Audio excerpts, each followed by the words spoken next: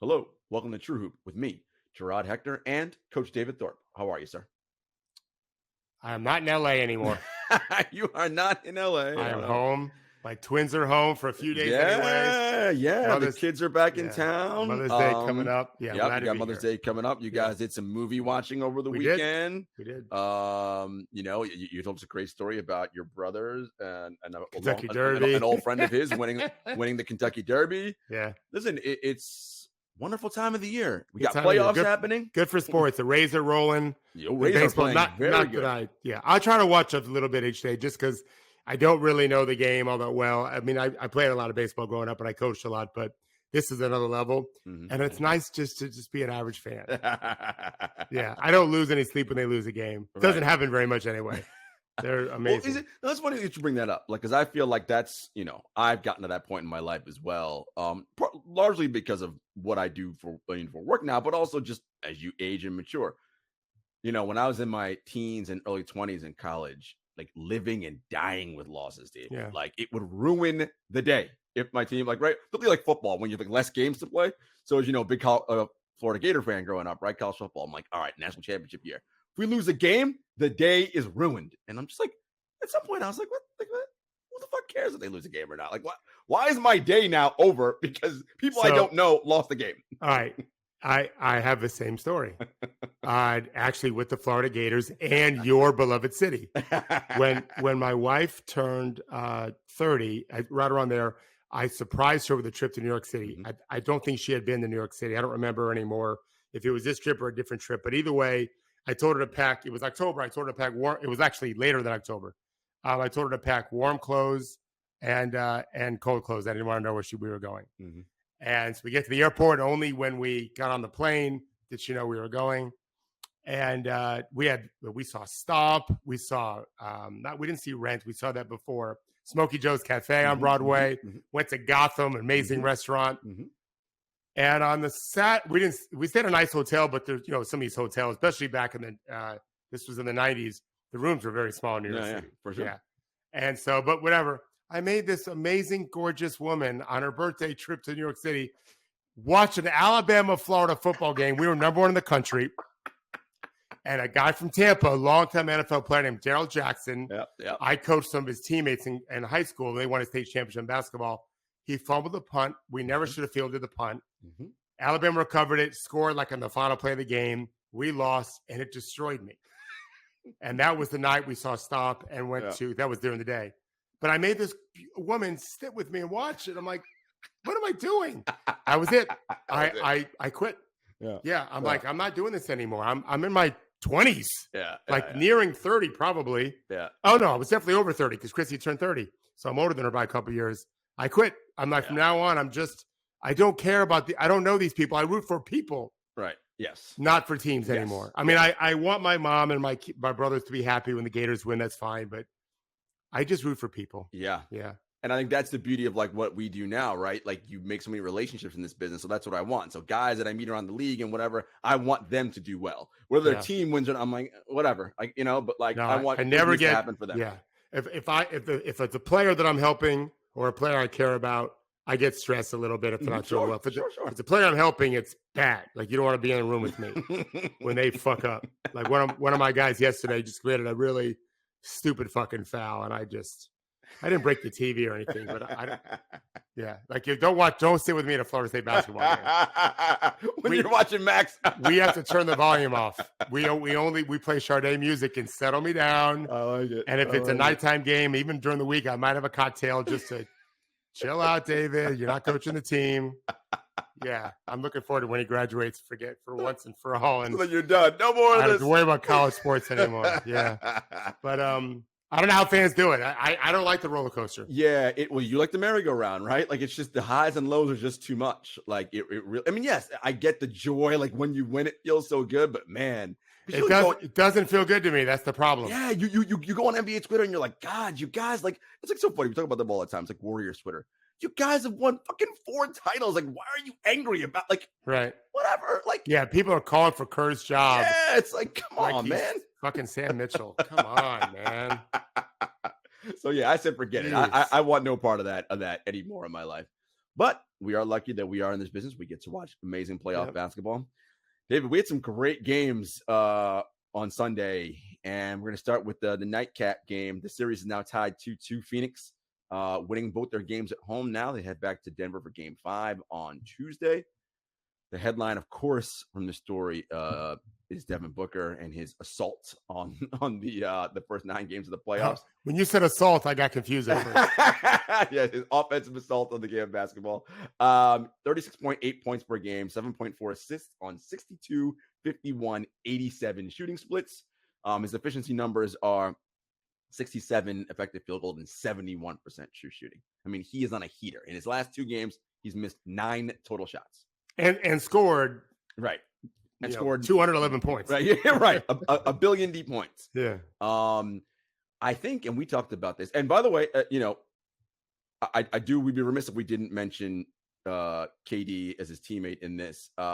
Didn't shoot the ball well the prior 2 games, but like all great scorers, all right, my shot's not falling. I'm going to get to the free throw line. Got to the line again 13 times last night.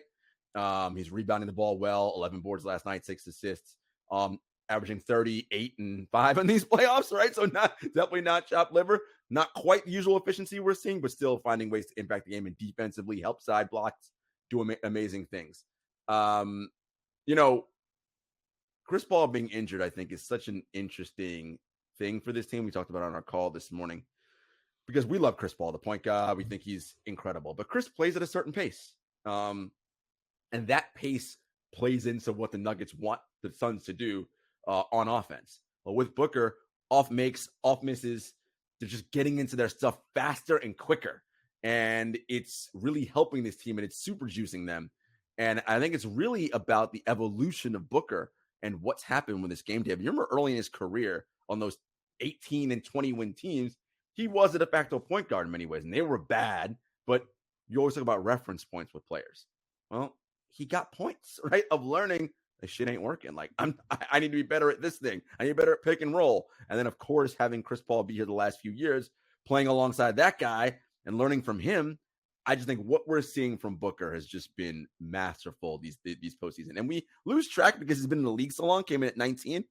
He's only 26, and this is only his 3rd time in the postseason. Yeah, that's pretty amazing. It's how bad Robert Sarver was. I almost don't even know where to begin. There's so much. He's someone that I've been recently targeting as a teaching tool for my younger players, including high school kids now, because I'm helping them in this new business I have. Yep. But also NBA players and college players that are high level, like NBA prospects. His skill level, his strategy. That's a really, like, we don't think about this often enough. I asked a player recently who's really loyal to me. I said, what is it? What am I doing to help you so much? And it's a genuine question because you don't really know. And it's different for everyone. I once had a player that I spent so much time teaching. He was a high school kid, and he ended up, his high school coach told him, you're just a Division III player. Well, I trained him for 2 years, and we had major, 3 of the 4 teams, his finalist schools were Final Four teams in his career. The one he went to did make the Final Four. The other 3 did. He actually got hurt. But he said, you just helped me with my confidence so much. Fine. I really was hoping he would say my pick and roll, teaching, whatever. He said it was confidence. And it's him for everyone. Right. So I asked this player the other day, and he said, among other things, that you helped me strategize so much better about the game. And that's what I love about Booker. I think he's really scientific about how he goes about it. And he talks about it a little bit. These guys don't have to give you every secret, and nor should they. You can see it in transition, super aggressive, because he knows the trap is coming, the doubles are coming, which is incredible because Kevin Durant's on the team. But trapping Durant doesn't really help a lot. Right? He's not shaking and baking you as much as Booker might. He'll shoot over you guys. So they're trapping Booker. Maybe that'll change now. And so it's smart for him to be uber aggressive in transition, not just because the trap can't come, but also it can't come easily. And also because it's not so obvious who should come. You're distorted a little bit defensively in transition. Guys are trying to figure out where's my guy? But who's the threat? I can't run away from the rim if Jokic, well, in this case, Ayton's there. And yet I'm a guard, so I shouldn't be on Ayton. So you have a lot of things going on. And Booker is picking those spots really well, I think, and not over penetrating. But he is getting to the basket. He is not just getting second box shots, side floaters, which he's got some of those. He's getting to the basket too. And I mean, he's just got an arsenal. So you've got some guys early in the career that might have one really good scoring move, and then maybe a counter to that. Booker's got multiple scoring moves and multiple counters, and he can shoot the three. His handle gets him wherever he wants to go. Yeah. Really, I told you guys today, he's like a man in full. Remember, you've heard this saying, "A woman in full." I think it's a movie or a book. This is the guy at the peak of his game. Yeah, athletically. Basketball-wise, mentally, as he ages, the athleticism will come down. His mental capacity will go up. His craft might even improve some until ultimately everything kind of goes away. As we're seeing LeBron, who's amazing, but we just the LeBron of 8 years ago, they're champions, in my opinion, easy. by a lot. No one's touching them. He took far lesser teams than this stacked team he's got. To finals and championships. So Booker is, I mean, if you think of who is at their absolute peak in basketball, start going through the best players in the game. AD, no, because he's injured too often. Right. It's him. It's Booker. It's Jokic. Right. Like Booker, Jokic. Giannis, probably not. Maybe dropped a tiny bit. A little right. Bit, yeah. Embiid's always hurt. Yeah. Tatum kind of not quite where he was, although Tatum should be there. Brown maybe. Like it's Ja's not there yet. Ja's still ascending. He's ascending. Yep. Yeah. Maybe Tatum is too, but Booker's there. Yeah. And it's just a incredible sight to see. I wasn't a huge fan when he came out. I don't really know him very well. I've grown to really respect him greatly. It is, it's funny you mentioned the scientist and how he's studying. So you mentioned what he's doing in the full court and on transition, and you can see it. David, he's also inviting the double team in the half court. Yeah, he slowed his patience because he knows where it's coming from, and he made this Jokic-esque pass to the opposite side. He was on the right corner of the court, waited for the double to come. He saw where the rotation was going to be. He knew Landry's going to be wide open. So not even the skip to Durant to Landry. He said, forget that. I'm going straight cross to Landry, wide open. And Landry hit shots yesterday, 5 of 8 or 9 from 3, which is fantastic. It's just, you're seeing someone who gets it. It's starting to click. Players always say the game's slowing down. And you're like, oh yeah, it's starting to slow down for him. Like, it's on rewind for Booker. You're right. You can, he's like, no, he already knows what's happening. He's backing up and then playing. It's funny. And I'm writing a piece, as you know, on Booker this week, I think, probably today and tomorrow. And, Henry made a point this morning. The Suns 4 days ago, like, who thought they could be 2-2? I mean, it was obviously possible. Of course. Yeah. But it didn't look likely. And I love that part of the narrative. Yes. I once had someone, Jarod, say to me, this is a Hall of Fame high school coach, said to me, he's older than me by maybe 10 years. He said, I wish I had the confidence you had as a coach. This guy, and he was probably a much better coach than me, at least, 5-on-5 anyway. And the truth is, I'm confident. I'm supposed to be confident. I'm not so confident, but I'm not supposed to be confident, I think, anyway.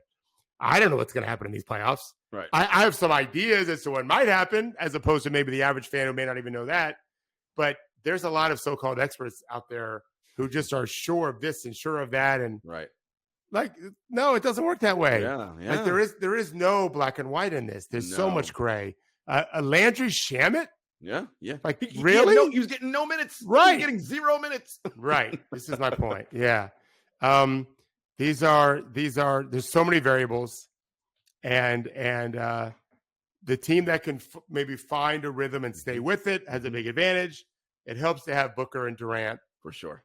There's a lot of margin for error with those two cats. And I understand, David, in ways why I'm not even going to talk about media heal, but like how fans can like get crazy about a team going down 0-2 or up 2-0, right? Because by definition, playoffs are small sample size, right? You lose 2 or 3 in a row in the playoffs. If you lose 3, it's not good, right? You're probably going home, right? Yeah, you lose 2 in a row, you're probably down 0-2, right? So that's right? Because you don't have, we got 60 more games to play. No, I may only have 2 more games to play. So I get the urgency and the nervousness or anxiety that sets in from, oh my God, we just lost 2 in a row. Yeah, because you might go home now. But these guys, been in the playoffs. A guy like Durant's been down 0-2 before. Like, you're like, all right, we got to go home. Let's win 1 game. They won game 3. All right, let's win. Now we're back level now. So now what does it become? Best of 3, right? Like, who can get to 4 out of the next 3 games? That's the goal. And we always say, winner of game 5 in a tied 2-2 series is going to go on to win 90 whatever percent of the time. We say it because that's the stat. I don't know what the stat is, but it's, I think it's about 96%, something like that. Yeah. Listen, if you're Denver, you've got Jokic. Yes. Who, by the way, was excellent last night. No, 53 points. Excellent does not do. Give me a better word than that. This is not old Jarod. This is new Jarod. Sublime. Yeah, that's good. Yeah. Otherworldly. He was. Otherworldly. 53? 53.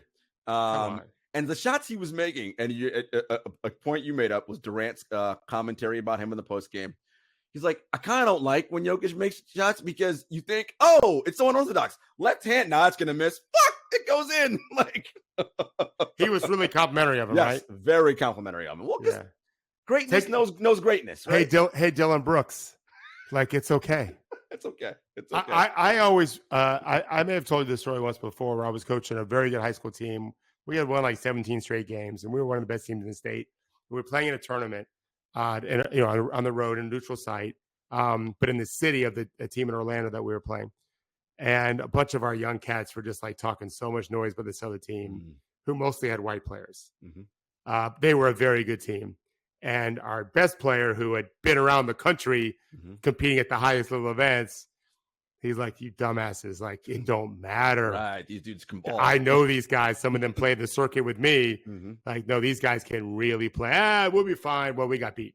Yeah, it was their first loss of the year. It was a good lesson for our guys. Good learning lesson. The best players normally have the most respect. Yes, like I saw Draymond Green picking AD up off the ground in Game 4. Sure did. He sure reached did. out, picked him right up. He sure did. Like, you don't want to. Yeah, don't poke the bear.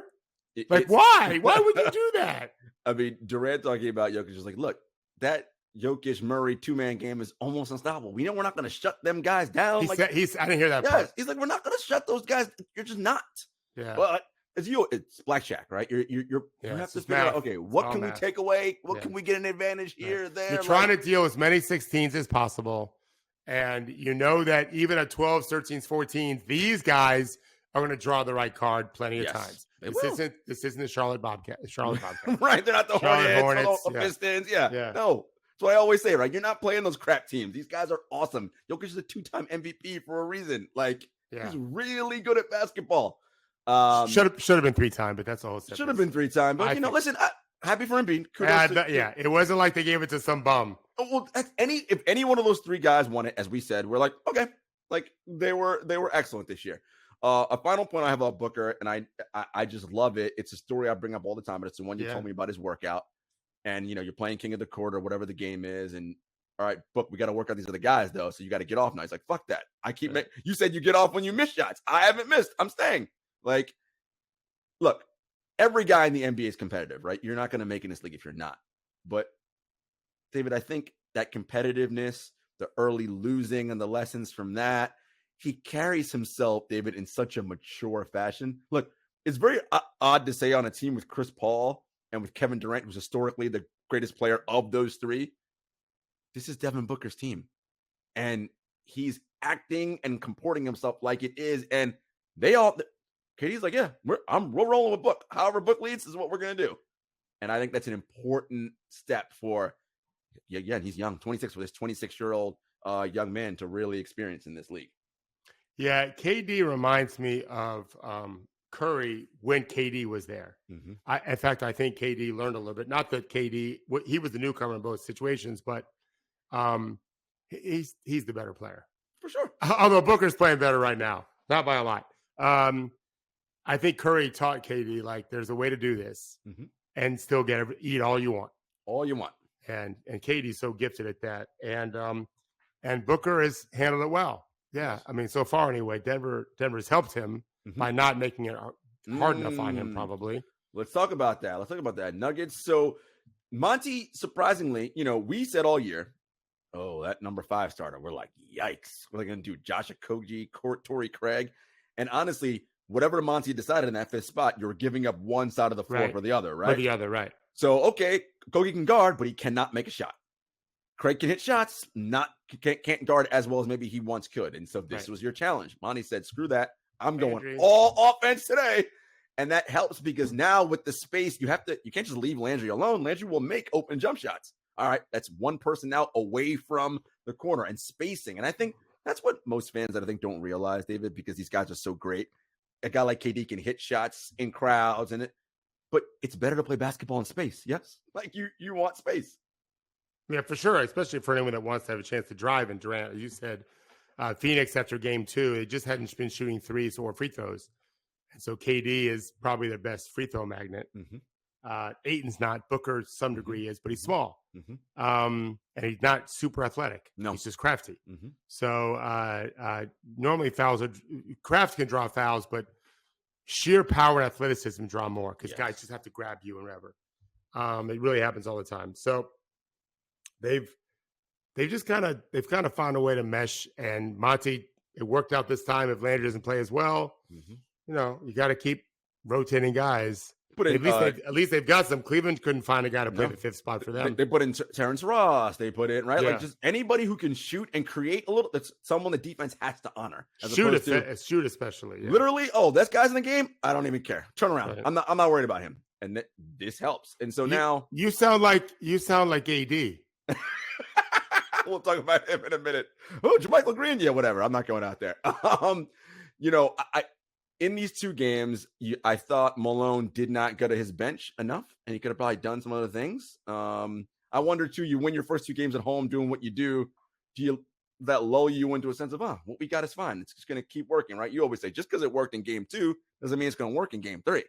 And I feel like maybe Mike didn't try to figure out, let's see if I can get more minutes for Christian Brown. Let's see if I can get who's the athletic wing they have on the bench that hasn't played at all this postseason. Young for Denver. Not Christian Brown because he's playing a little bit. Not Christian Brown. I'll put up in a minute. But not playing Thomas Bryant, right? Like different things they can do to get. Reggie Jackson's not playing. Reggie Jackson's not right. It's like he's pretty good on ball with juice, right? Like so maybe he might do that in game 5 now because now game 5 is like suddenly a must win for both teams. Not as must win for Phoenix as it is for Denver. Although, could Denver win the last 2? Sure. But it's what I've been afraid for Denver for a while now is they just have their non-Jokic minutes are a killer. Like the 3 guys that came off the bench got murdered, all double figures. Zeke Naji is who I was thinking of who hasn't gotten it. Yeah. Play Zeke, play Thomas. I mean, Thomas has had great games against Phoenix before. He had great games against the Nuggets. They fucked that up a month and a half ago. Zeke Naji was hurt, came back. They played him some instead of Bryant. Then they don't play him. And so they're stuck with what they're stuck with. And I think it's a shame. And I think it's what I've always been worried about Denver. And it's coming to fruition right now.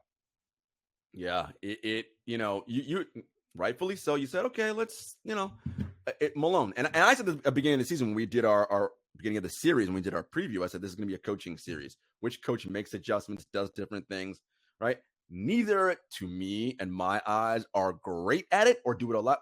And when I say great, they're not Ty Lue and Eric Spoelstra, right? Who were like, again, we're going to just whatever works. They don't seem to do that. Monty doing it a little bit more than Mike Malone. And so is Malone going to eventually do that? No, we'll find out as time goes on. He's going to have to. There was a stat on one of those, NBA Twitter accounts about players and what they're doing on both sides of the floor. And it's pretty cool, right? So you see the players in tiers.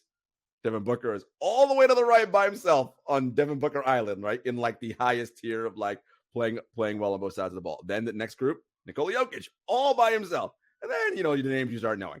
Steph Curry, Kevin Durant, Jimmy Butler. Okay. And then on the left side, tier 7. Yes, playing terribly, Dylan Brooks and DeAndre Ayton. Right, that was before game 4. So he did better, not great, 8 rebounds, better on defense. Ayton left game 3 without talking to the media. People thought he was mad at Monty. He handled it well. Yes, he said, I would have taken me out too. Yeah. Like, there's professional pride there, right? Like, Good for he you, knows DeAndre. I did not play well. And when you don't play well, like, you're going to feel some type of way about it, usually bad, right? And he knows I was bad. But what am I going to do? I can't, if I'm playing poorly, I can't play in this game. And Yeah. and that's what happened. Londale was giving them, and that he's been someone, David, again, you look at his box stats, people are going to be like, what's this guy do? And it's noisy, but still, playoffs for small sample size. Highest plus minus on the team yesterday, plus 16. He does play with Booker and Durant always, so that helps. But his activity and the ferocity he plays with is something that clearly Monty needs and the team needs that he's not getting from Ayton, and Jacques is giving it to them. And it's like, hey, man, we don't have time to worry about feelings right now. If Jacques giving it to us, he's going to play. And I think, too, when he gets the ball, which is why I think Biyombo's not playing. You mentioned this, right? He's a little bit smarter about what to do with the ball. I'm only guessing. I have not studied it yet, but I'm guessing, that he's not better in defense. No. Maybe they feel like he needs to be on the perimeter more, and Jacques is better than Bismack, who's a good paint protector. He is. And then offensively, possibly, I'm just guessing that because of the doubles coming for Booker, they want other guys to read the game better. Maybe we make a play with the ball. That's my guess anyway. Yeah. Yeah. But it's, this is, we talk about all the time. Stars matter, of course, but secondary and role players matter. And if you don't have those guys, or if you don't build trust in them throughout the season, you're not going to be able to count on them come postseason time. It just won't work. And so kudos to Monty's guys for finding ways to play well. All right, David, the first game on Sunday, overtime, Sixers Celtics. That series also tied up now at 2 games apiece. Well, we're going to get to whether or not you call timeouts late in games in a minute. But first, just a extraordinary Harden game. He's been really good. Like in the games that he's played really, really well in, he's had some awesome playing. He's shooting the 3 well, playmaking. At the end of that game, Joel double teamed. He makes the pass out to Harden, catch and shoot. No, didn't even hesitate. No dribble, no nothing. Just put it up. They went up by 1, I believe, if I'm not mistaken, with that 3. Yeah. He was just great, and he had the floater at the rim at end of regulation to put the game into overtime, which was again outstanding. And James Harden's a guy who, in his prime, this is an MVP. He's best player in the world. Best player, and he had that moniker for a few years. He's that good. But it was nice for them to see that. And again, this is the stuff of Daryl Morey's fever dreams, right? This is why I got my guy James Harden here to do these things. And so look, 2-2. I think we said it. The series is going to go a long week, and it's clearly going to go at least 6, probably 7. And I am excited. What were your takeaways from the game? And we'll get into late to timeout or not timeout and all that. I thought that Philly. I think Philly's very deep. One of the deeper teams left. James was terrific the whole time. Maxi's trying to get going. Embiid did not shoot well, but I thought he played pretty well. Very active defensively in the paint too. I thought Boston, Jaylen Brown, had an amazing start. And then kind of disappeared. And that's something a little concerning. I what's agree. going on with that. Tatum was terrible to start. Boy, 9-12 to finish. It'd be nice if they both could play well for 3 quarters at the same Yeah. time. Yeah. That's when they're at their best. I thought it'd be a great series. I still think it's going to finish up strong. Harden was so bad in game 2 and 3. So good. Amazing in game 1 and 4. They need to find him a little more. He needs to find more evenness. I don't know that he has to be that great for them to win. Yeah. And maybe if he's playmaking more, maybe someone else will step forward. If he's Can you do 25 points and 12, 13 assists, right? Yeah. Like, Yeah, Maxey doing better. Their bench guys, Tobias was okay yesterday. Wasn't great. Boston they can't get there. But that doesn't mean they won't. You never know when Golden State last year really turned it up. Memphis was giving us some trouble. And then boom, and they were great. Then Boston gave them trouble. Then they won 3 straight and won the championship. Boston's got that kind of upside. Yeah. We've been saying this about Boston really since, I'd say they started like taking their foot off the gas sometime around February-ish. And we're like, all right, like what's going on? And I said to you this morning on our call, Boston just doesn't look connected to me. Like they're just kind of like out here, and then we'll talk about the play now. So Harden makes the 3. David, you think it was 19 seconds left in the game? I thought it was at 19 or 17. Either way, they had the ball with. They could have held. Well, they did held it a little too long. Last shot, right? No one was going to get the ball back because shot clock was off. Okay. Henry, as you know, is a proponent, and the data says no timeouts in those situations because for the data says that when you call timeouts, it actually the expected success for the offensive team goes down, and it makes sense, right? The defense gets a chance to set. We figure out, okay, I'm going to get my right guys in. I know what the matchup is. I know who's where.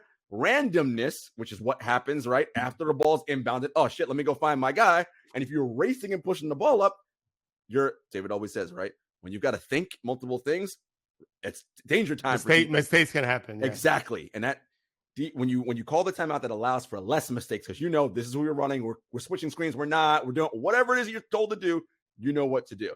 Okay, they didn't call a timeout. Fine.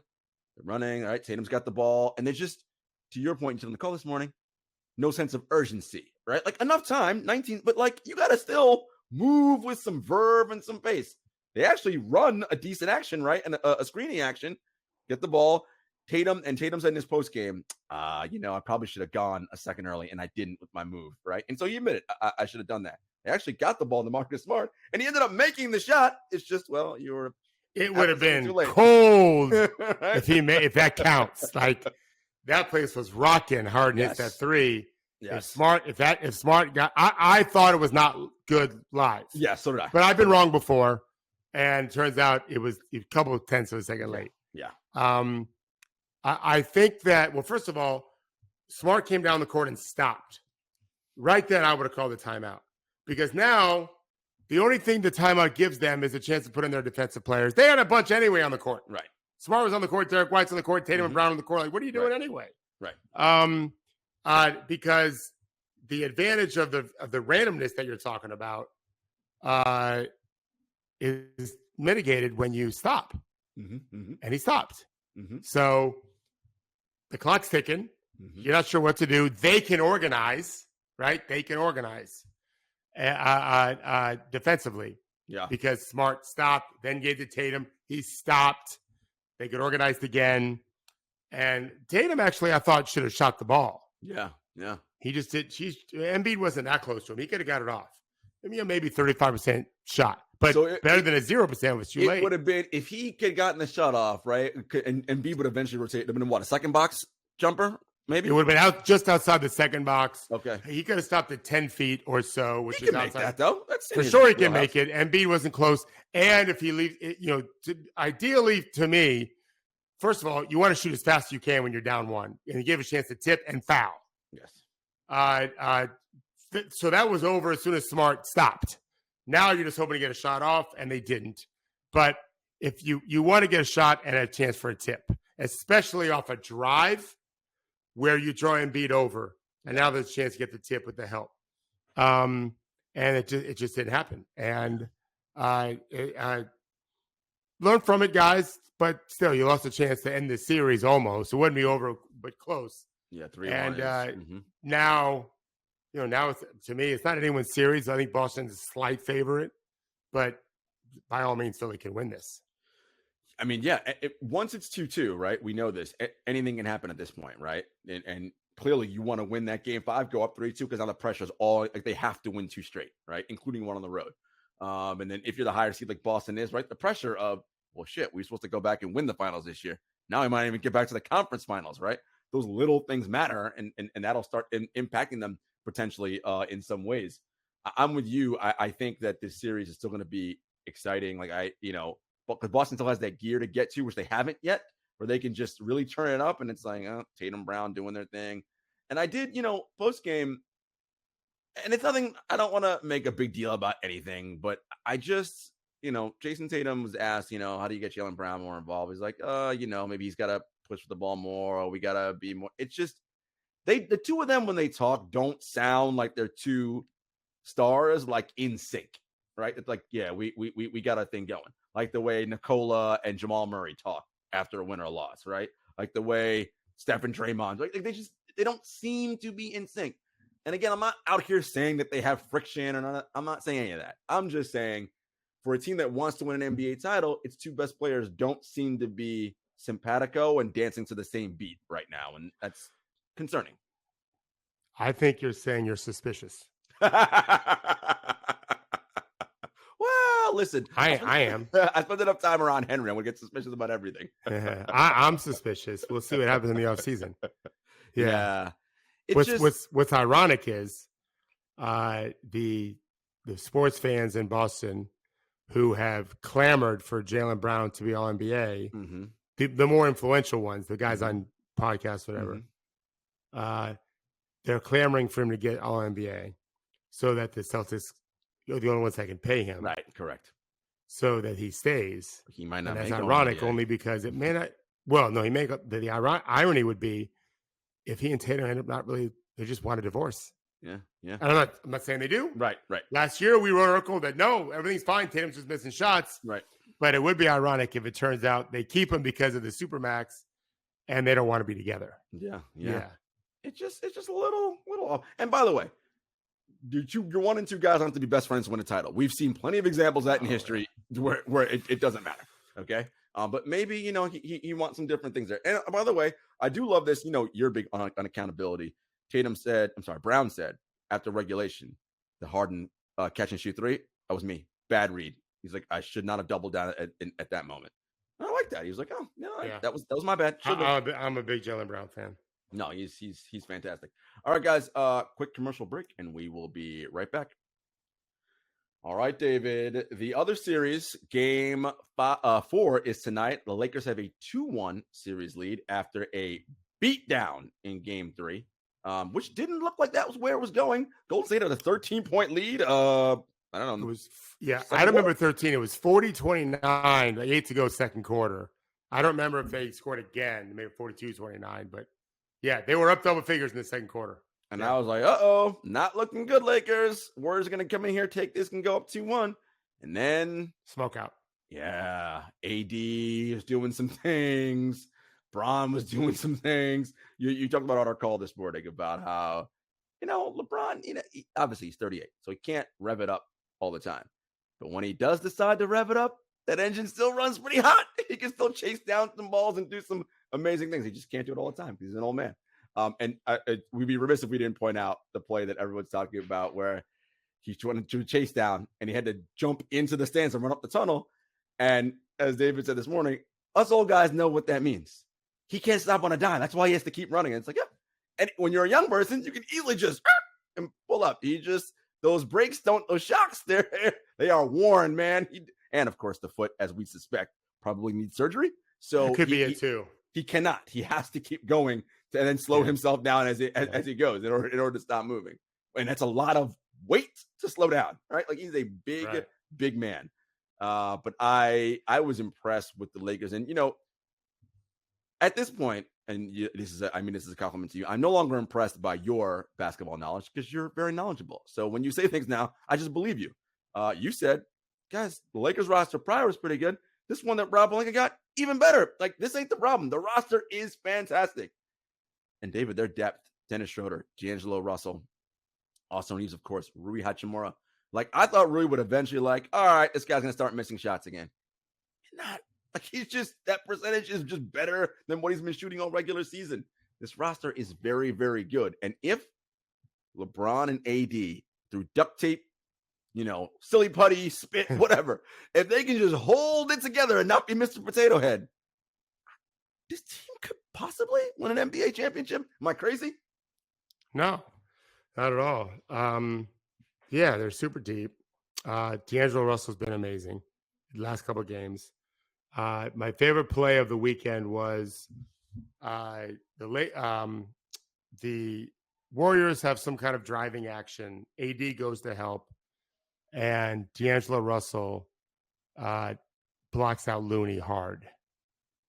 Like that was not happening for the Lakers for much of this season. When AD left the paint, or any big left the paint, nobody was cracking back on that big man to keep off the glass.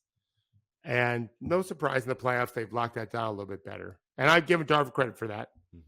You shouldn't need a coach to do it, but nevertheless, he gets the credit. The players know what to do as well. And they just, we're not going to, it's like Harden 2 games in 4. He's been amazing. Mm-hmm. AD, LeBron, like AD's not been stringing together back to back. AD has been on the every other, right? It's every other game is good. So it's like, so we expect him to be bad then tonight based on. He's not guarding anybody. And because of that, he's guarding everybody. Mm-hmm. He's in the paint all the time. He doesn't care about JaMychal Green shooting. We said on the show Thursday that the Warriors will try Looney on the bench, JaMychal Green because he can shoot, but they'll probably get back to their starting 5. I still suspect the same. I don't think if they're going to lose, they're going to lose with their guys. Right. And if the Lakers are like, fine, if JaMychal Green makes 40 points a game, then we're losing. Well, that's what we're going to live with. We're not going to live with them other games. They're trying to keep AD in the paint as much as possible. There are some counters that the Warriors can. The whole problem for the Warriors is if we allow AD to live in the paint, we can take as many threes as we want because he can't curl protect like he wants to. But that means we're just reliant on our outside shot. And so we're going to lose every game. We don't shoot amazingly well. Not that they can't on the finals to score in the paint. They can. They're doing some of that. But largely, Davis controls the paint. So they don't want to do that. They want to get to the rim more. They want to get to the free throw line more. These are important things to them. And so the Lakers are, they're foiling that because they're leaving AD in there, and he's just a menace. It's a menace. This is perfect to discuss this. So you have coined the Warriors offense, Cuisinart. I think Henry came up with it, though. Oh, Henry came up with the Cuisinart. I think so. I don't remember. But everyone knows, right? Everyone who has a Cuisinart or some other brand food processor in their house, you put a potato or any kind of thing in there and watch those slicers go through. Shit's just flying all over the place. That is the Warriors offense, right? Back screens, back cuts, ball movement, player movement. And that makes you tired as a defense, right? Great Hubie Brown. You set screens to make defenders think. Well, you're doing nothing but thinking against the Warriors because everyone is live and constantly moving. But what I noticed, and that is the preferred way that they want to play, that Kerr wants to play, his philosophy, all the things. Here's the thing I noticed, though, over the course of their run and through playoffs, especially as you get deeper in the playoffs. That's how they start out every series. That's how they want to play. Other teams know this is what they want to do and start mucking up and taking away their favorite things. All right. Then we go to our second thing, which is, well, we still have Steph Curry, who's very good. High pick and roll up at the top, right? And let him cook his guy, get in the switch, whatever, one-on-one. That is really against Steve's ethos. He doesn't like that kind of basketball, but they've got a player who can do it. So they do it, and it works often very well. But as a team, I don't know that it's their high comfort zone, right? Because, again, the motion and everybody involved is how they play. And then, when it gets a real late in the series, like a Game 7, we saw what we saw against Sacramento. Curry, you're taking 45 shots, and everybody else just get your ass on the boards and rebound and do whatever, right? That's of all the 3 styles, that's probably Kerr's least favorite way of playing basketball. But sometimes you got to just do that. When you got the best player in the series, fuck it. We got to take the advantage. I do think that is interesting because we always talk about coaches and being pragmatic, and it's a weird sort of like reverse, a devolve that happens with the Warriors. Like, it's like, fine, I guess if I have to play this way, we will. But I don't want to play that way. You notice that with the Warriors? Well, you can't. Every game, he'll wear down. Yeah, he'll wear down. Yeah. What I thought about the Warriors is I thought they were garbage in executable plays. Mishandling passes at the rim. AD caused a lot of the trouble. He's just such a presence. So good. Shots that he blocked easily that shouldn't have been taken. Fumbled balls out of bounds. Overpassing. Jordan Poole just being an abomination. He's been just stupid decisions and terrible turnovers. It's almost like something happened to him at the beginning of the season that might have caused him to not play well. I wonder what it was. Anyway. Yeah, there's attacks to punching teammates in the head. Draymond's throwing the ball to him a lot now. It's not helping so much. So I'm not counting them out, that's for sure. No, never. But yeah, their road's heavy. Yeah. A lot of obstacles right now. It is. And, we mentioned that how many guys besides beyond the 5 does Kerr trusts right now, right? Looney, maybe less than what Darvin trusts. Right. And this is what you said was always going to be their advantage, but you worry that Darvin would play LeBron and AD too much and not get into his bench. And they got a kind of a nice bonus because of the Warriors not playing well and the Lakers playing better. LeBron and AD got the 4th, actually a little bit of the end of the 3rd and the whole 4th off. Yeah. Because the that Warriors to me was a really big deal. The fact that Golden State couldn't stay connected to the lead, to the score, was a big help to the Lakers getting the rest they need, which will make a big factor possibly in Game 4. Yeah. And it's, you would agree with this. I'm not saying it's going to happen, but it'd behoove the Lakers, right, to try to get this series over as quickly as possible, right? Try to get this game tonight and go up 3-1. because the later it goes, because it's every other. There's no 2 or 3 days. I think you're right. I think you're right. This thing goes to 7. I don't like their chances, right? Because they're going to play tons of minutes. Those guys are old, so they got to really try their best so they could put the chokehold on the Warriors tonight and go up 3-1. I mean, every team try. Every team wants to do that. Golden State shouldn't be so panicked in the paint when AD's there. If they block it, they block it. Like, just play. I think we'll see a better effort from Golden State. For sure. Yeah, I think it'll be a good game. And you'll see Looney. They're not going to do that Jermichael Green thing anymore. They're going to go back. I don't think so, but I've not read about it yet. He'll play, but I think Looney will play a lot. Draymond Green, as everyone knows, has his own podcast, the Draymond Green Show. Creatively enough, he talked about Game 3, but he gave a lot of love to Steve Kerr on how much he learned about winning from Steve Kerr, who's from as a player and as a coach. Steve Kerr's won a lot, 9 championships. This guy knows a thing or two about winning titles. And I thought it was great because Draymond, in many ways, is the ultimate winner, right? Does all the things that teams need to win games, but he's except for he can't finish now. Well, that piece. He did reputationally. That's who he is. But he's like how much he's learned from Kerr. I know you have some thoughts on that. I have some I want to drop to you, but give me your thoughts on what. Yeah, I think he's a difficult guy to coach, but also an easy guy to coach, in that he's going to bring effort all the time. And I think as we age, if you've won a lot with someone, you can see their positives more so than their flaws. And I think that he's gained a newfound respect for how Steve's done it over the years. And even if he isn't being truthful, you want to generate positive karma around the team when you're playing LeBron and AD. Yeah. So it's funny that you said even if he isn't being truthful. I'm not saying he isn't being truthful. What I'm saying is, well, this is a very interesting time for Draymond. He may not be back next season. That's right. So he has a player option for next year. Now, if he exercises it, well, he's going to be back unless they trade him, right? Which they certainly can, right? Expiring, whatever.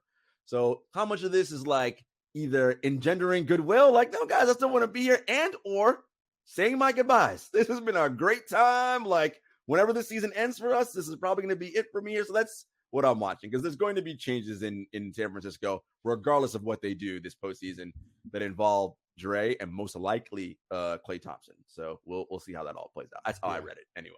Yeah, no, good point. You wanted to talk about Steve Kerr.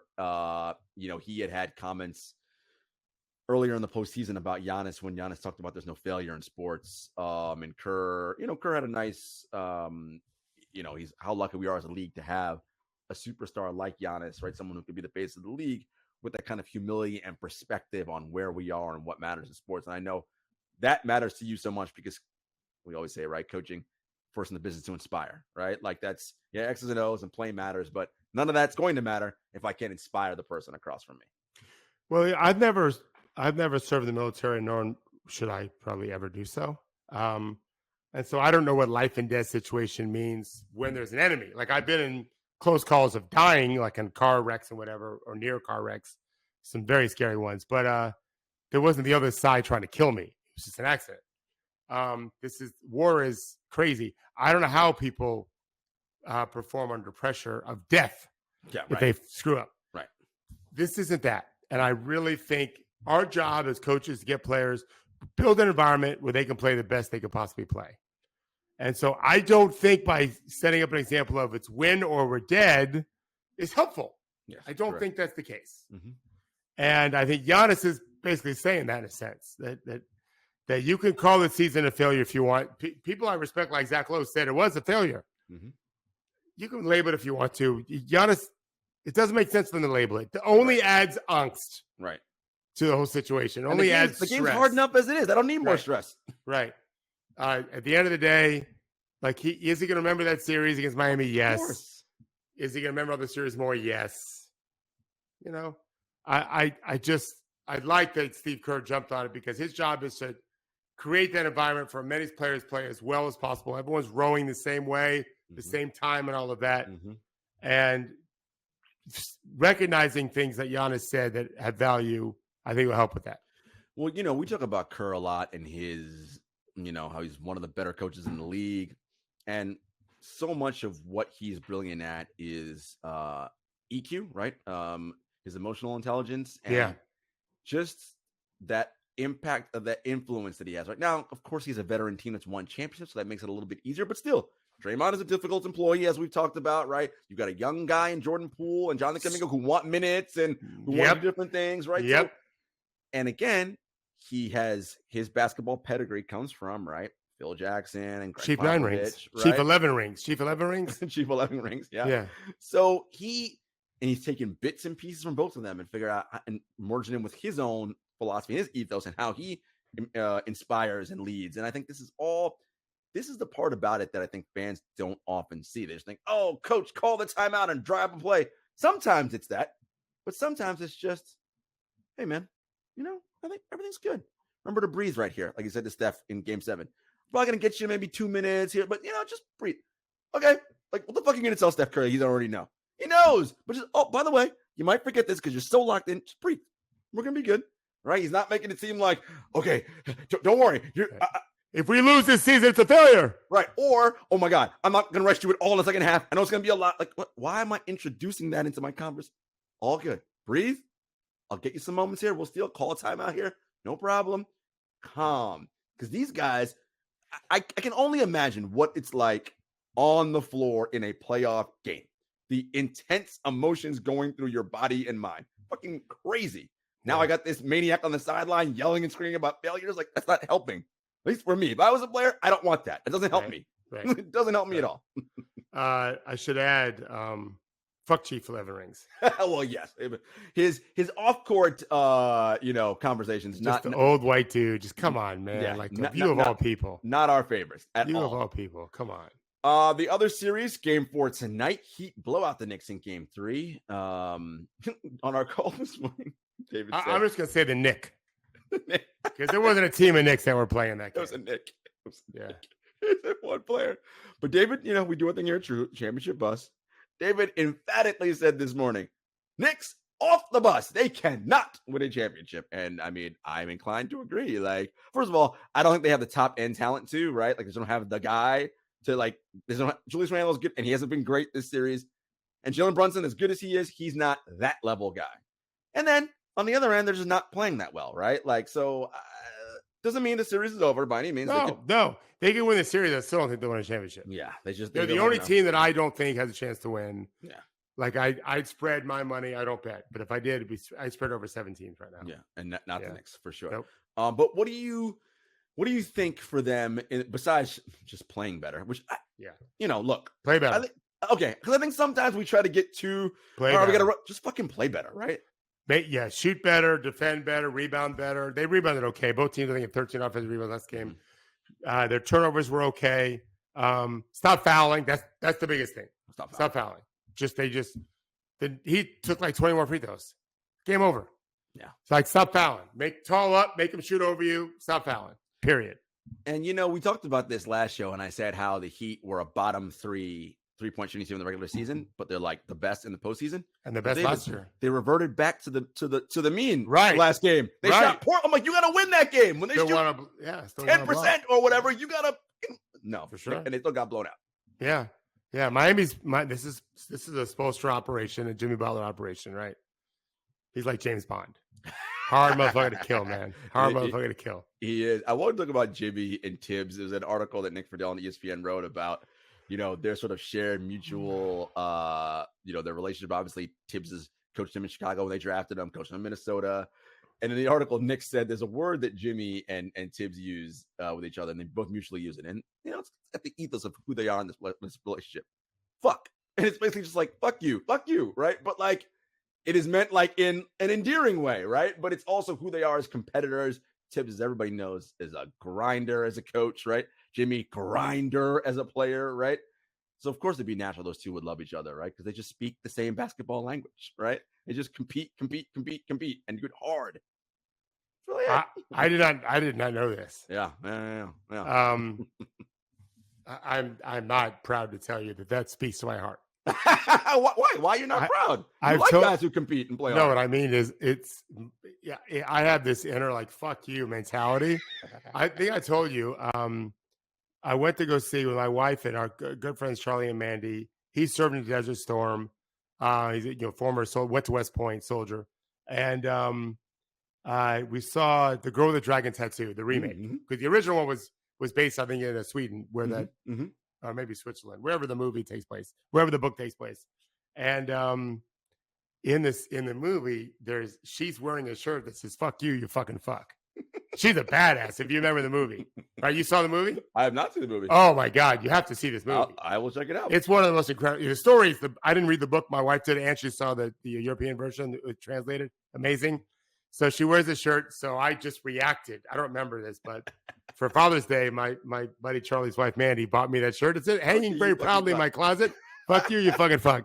That's pretty much how I go about life. Like, you're all fucking fucks in this day and age, and I will slowly let you into my circle. I didn't used to be so cynical, but in the Trumper world we live in now, they're all Trumpers to prove otherwise, basically. I'm not proud of it, like I said. So the fact that Thibodeau and Jimmy that way, like, not a great place to be, guys. I need to be better. I need to be better. Yeah. But as a coach, for sure, I'm not that way in life so much. As a coach, I would never show my game face that way. I'm gonna try to always be decent. Never yell at the referees, whatever. When I started coaching again years ago. But yeah, inside, like, fuck you, you fucking fuck. But all the great players, David, have fuck you inside of them. That's why they're great. They got fuck you. Steph Curry, very much as he's got fuck you in him, right? There's plenty of fuck you in that dude's game, right? I've talked to some fathers who know their kids well, and I was like, oh, he's such a nice young man, whatever. But they're like, he's a killer. Yeah, killer. The term we use a lot these days is gangster. Like, some agents are gangsters, some coaches are gangsters, some players are gangsters, and I mean that in the way we like gangsters in shows. Like, yeah. Like, not in real life, the ones that'll kill us. Not right. They're not breaking laws. They're not hurting people, but they're trying to crush their competition. And you have to crush. You have to, or else you will get crushed. Right. I talked to a player last night. It's his first workout, NBA workout today. He called me late last night. He said, "Coach, you told me to call you before a workout. I'm calling you." And I just reminded him, like, all that fancy shit you work out with your handle. He's a big 6'9", like 4'3", very talented player. If I went on a great team in college, I said, all that shit's fine and dandy, but you're not any good at it. Like, you're years away. You know, you can be Kawhi Leonard one day. That day's not today. Tomorrow. Yeah. Beat all those guards and wings in the paint like they're like your children. Beat them like they're JV players to your varsity. Beat them up physically. He's 6'9", 7+ wingspan, strong as hell. Like, they're going to switch screens, bury those guys underneath, take the bigger guys to the perimeter, and keep it simple. You're not good enough to play with the ball against anybody, really. It takes years. So beat them up. It's war. And I spoke to a group of 5 or 6 players the other day, and when I was in LA, it's war. Yeah. Like, they want to kill you, and they're not calling fouls. And don't be looking at the referee or the coach or whatever. Don't expect any calls. It's physical combat. You have to bring it. And that's what those teams are looking at, right, Coach? And more than anything, I would be looking at it. They're looking at your compete level, right? Like, are you just like out here, like, you know, how badly do you want to compete? Right, they're all going to compete. There's another level of competing, and then the job of the scouts and the executives in the offseason or during the regular season is to evaluate: are they bringing that same energy? Do we see progress as players in season to season?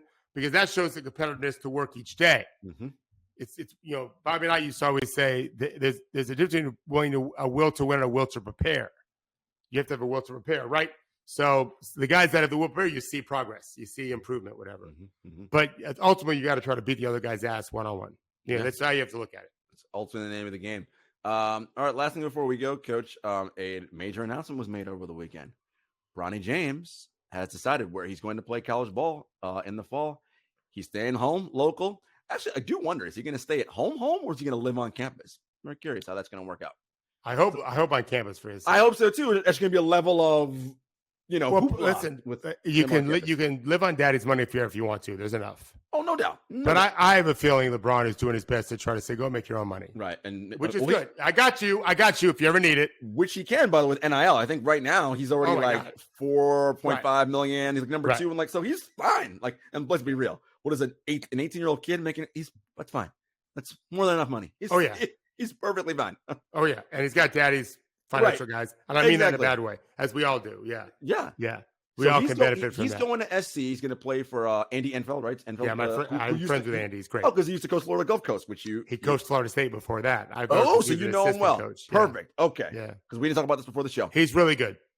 What do you think this is going to look like? Because I know you watch tape on Bronny, and it's hard for someone like me to suss out how much of what I'm hearing is because he's actually gotten better, or is it because it's Bronny James? I know he played in the McDonald's All-American game. He's at Nike Hoop Summit. I know all that. And I see good things when I'm like, oh, this guy's got to feel what I know when I watch him. He understands the game of basketball for sure. That is very obvious to me. What I want to know is USC that's a high major. It's Pac-10 or Pac-12. Sorry. Is he good enough to start and play for a team in this league? So first of all, Pac-12 is a middling conference. It's probably worse than the WCC where Gonzaga plays. See, you see how old school I'm going back to. UCLA is there and this team. That's it. Okay. It's top heavy. The other teams suck. Arizona, UCLA, USC, great. Okay, everybody else crap. They all suck. Maybe Washington State's going to be better this year. Their coach is good. Oregon's obviously it's been here and there, but they're not consistent. Okay, it's not the ACC, not the SEC, not the Big 12, not the Big East for sure. Okay. So I think Bronny's got a chance to be really good. He's got to make shots. He's got to make threes to really feel like he's making an impact. He could be an excellent defender, decision maker. They signed the best guard in the country, so they'll probably play together. He'll be on the ball, off the ball. He's been off the ball before too, and he's a good dude. I like his personality very much. Good shooting coach. Bronny is a good shooter. He can be a better shooter for sure. He's got to handle himself. He's got to deal with failure. He's not really done that. No one's watching like they're going to be watching now. He's got to deal with failure well because he's got to fail some. And that'll probably help a lot with that, which is good. Nothing wrong with that. And Andy will put him in good positions. If USC can make an interesting run, then he'll go pro in a year, which is what we're all hoping for. Okay, so you like it. You like upside, looks good. You like it. He was fine with wherever he went. They're all fine. They're all Nike schools. They're all fine. Well, because I think he's like ranked 30 something in his class. So that's why I was like, so he's not the top guys, right? He's not one of those guys, but you think he can be a pro player in the NBA for sure? I do. Yeah. Okay. Very good. That'll be something for us to watch. All right, guys. Enjoy the rest of the playoffs, and we will see you on Thursday.